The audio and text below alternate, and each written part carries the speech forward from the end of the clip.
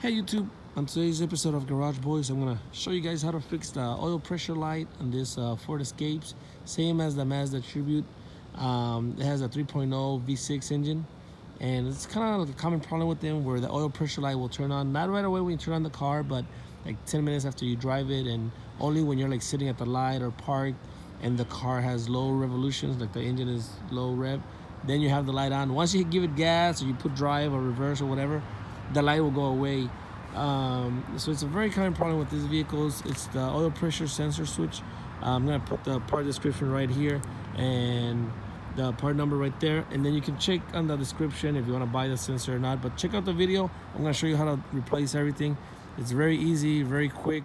Okay guys, so this is our engine. It's the 3.0 V6 engine. And our oil pressure sensor is down there by the AC compressor. See, that's the AC compressor. It's right behind it. So we're gonna do everything from underneath. This procedure, this engine and everything is the same as the Mazda Tribute. So Ford Escape and Mazda Tribute are basically about the same. First thing we're gonna do is remove the belt, the Serpentine belt, which I'm gonna show you how to do that. And then after we do that, we're gonna work underneath the car and show you how to do everything. So here we go. All right, guys. So to remove the belt this car, we're gonna have to come in here. You see this right here? This is the tensor, the belt tensor right there. And if you can see at the bottom of it, it's kind of hard to get an angle, but to record this. But if you can see at the bottom, there's a square at the bottom of this. Let me see if I can point it out. Down there at the bottom, there's like a little square hole. Okay, what we're gonna do is we're gonna get our medium size ratchet and insert this. See, that score is perfect just for this. So you're gonna insert your ratchet there, and then we're gonna turn and release the pressure on the belt. So I'm gonna place in my ratchet and then show you again how it looks when it's placed so you can see the location. And then I'm gonna show you where to pull. That way you can release the tension on the belt. All right guys, so that's where you place the ratchet, as you can see right there. Very easy, you have a lot of space. And now you're just gonna get a pipe, any pipe. This is the one that I'm gonna use. Just gotta make sure that it fits into the ratchet. But it's just a pipe, the bigger the pipe, the better. And you're gonna place it in your ratchet, just like that. And you're gonna pull back. So pull towards, not towards the inside of the car, but back towards you. And as you pull back, it releases the belt. So you need both of your hands. But I'm gonna show you how I'm releasing the pressure. And somebody's gonna just, now that the belt is loose, just take it out of the spot, and then you can push back, let go slowly, and there you go. That's how you remove the belt. See how it's loose now? Remember how it goes, but I'm gonna go ahead and put a picture of a diagram, so whenever you put it back, just come back to this spot of the video and hit pause, and you can see the layout of the belt.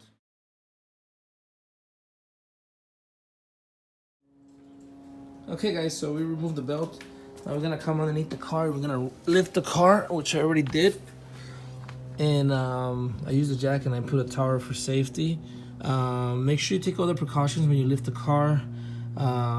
Place something behind your rear tire, raise your handbrake, and make sure it's safe. We just need a little bit of space on this side, so that's fine. Not that high. I left the jack there anyways, just for safety, but all the weight is on the tower.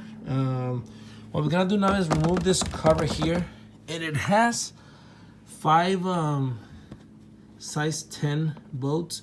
It's actually 6. I think it's 6. I'm missing one of them, but I'm gonna show you the location of them, and you can remove them real quick with a size 10 socket. So it's one here. That's 1, 2. So it's 1 there, 2, and then 3 here. You just follow it, and then 4 back there, 5 there, and I think I'm missing it. It's over there. I think there's one more.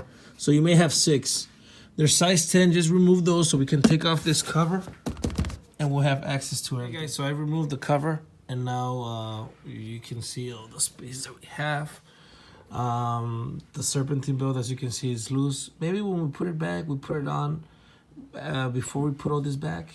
I guess it's easier to see all this space we have here. But just if you do that, just remember that the car's jacked up and it can fall when you try and pull back. But anyways, our sensor that is leaking, that it's the faulty sensor, it's right behind the AC compressor. It's right behind it. So we're gonna have to remove the AC compressor. We're not gonna release the Freon. It's not necessary. We're just gonna take off these 3 bolts. This is their size 13 or half, which is 1, 2, and then 3 right there. So we're gonna remove those 3 bolts, and as soon as we do that, well, the compressor is gonna come up, but it's still holding by the electrical wire, which is there, and also by the hoses. So we're just gonna get it and kind of move it to the side and kind of hold it here in place. You can put a little something here just to sit on the side, so we kind of be ready for that. And then we'll have full access to the sensor. So I'm gonna go ahead and remove this 3. Like I said, they're size 13 or half. The space is very simple. The setup is gonna be just a ratchet with an extension, and you can get this one from here, and this 2 are just right there. So do that, and now obviously make sure you remove the belt, because if not, it's gonna be holding. So go ahead and do that, and I'm gonna show you what to do next.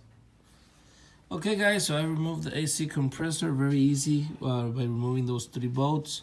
After you remove it, it just kind of falls off, and you put it to the side. I tied it with a little rope, one of those stretch ropes, just so you can be on the side. You don't have to unplug nothing else, just those 3 bolts. Everything else is there. No Freon is gonna be released or nothing like that. I used the setup that I mentioned before, which was the 13 with extension. For the top one, I did the top bolt first, which is that one, because it's the hardest one, and I used it without the extension, but I have a long socket. And then the other 2 was with the extension, and as soon as you do that, obviously it falls off. And now here's our issue, and as you can see, it's leaking, the pressure is being released from there. That's why you get that the light coming on. I already unplugged it. The plug is very easy. It's just a press and release, so you kind of press there and pull back. So I did that because I wanted to take the size of the socket that you need to use, but it's better if you use a wrench. It's a size 21, so 21 will work. Well, it's a size 21, but I came to find out that the spark plug socket, the 13/16, also works. I'm just gonna have to remove that little plastic cover from the inside. So I'm gonna use this to remove it. It's a size 21 anyway, so you can use a wrench or a ratchet if you have the long socket, because the sensor won't actually let you have to be a very long socket, but it's a size 21. I'm gonna remove that and replace it. Let me let you know if I find any other issues. Okay, guys, so I removed it already. I just used that setup with that's the socket for the spark plugs removal. It's a 13/16. It's a size 21, but I used that. I removed the plastic from the inside because this spark plug remover sockets have a little rubber inside, so they can get the socket whenever you fit the spark plug whenever you finish. But I just took this off and it fit perfectly. This is my new part. I'm gonna put the part number. Oh, I'm sorry, backwards. I'm gonna put the part number. See, I'm gonna put the part number in the description below. I'm just gonna put it here right now.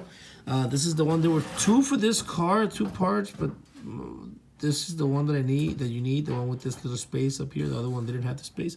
I'm gonna put the part number below. Also, I'm gonna put a link in the description of where you can buy it if you wanna buy it. When I took it off, oil came out, a little bit of oil, not a lot, just a few drops here and there. So I just put that towel because I didn't want to get no stains on the floor. But I'm going to put this back and tell you if I find any other issues. So yeah, here we go. Okay, guys, so that's it. I put on back the new one, and it's in there. I didn't find any issues. Very simple. I'm going to put everything back on. I'm going to drive the car and let you know. But this will fix your issue on the light, the oil pressure light. So just keep watching. I'm gonna drive the car for about 30 minutes and see if I get my issue again. There you go. I've been driving the car for about 30 minutes already. I would have this issue, man, 5 or 10 minutes after driving the car, and as you can see, there it is, no light. It used to happen when I was at the light, and I am at the light at the moment. Let me show you real quick. I know you get those plate numbers from the people. But anyways, as you can see, it fixed the issue. And yeah, very good. Very common problem on this car is also on the Explorer. Very easy job. It really didn't take that long, and it wasn't hard at all. It's just, I guess the hardest thing will be race your car and put a tower underneath or whatever. But very easy job, and I hope it helped. If it did, please like, subscribe, share this video with somebody. Just try and help me out. I'm trying to make more and more videos every day. So check my playlist for Ford and for other brands of vehicles, and there you go, guys. Hopefully it helped, and have a good day.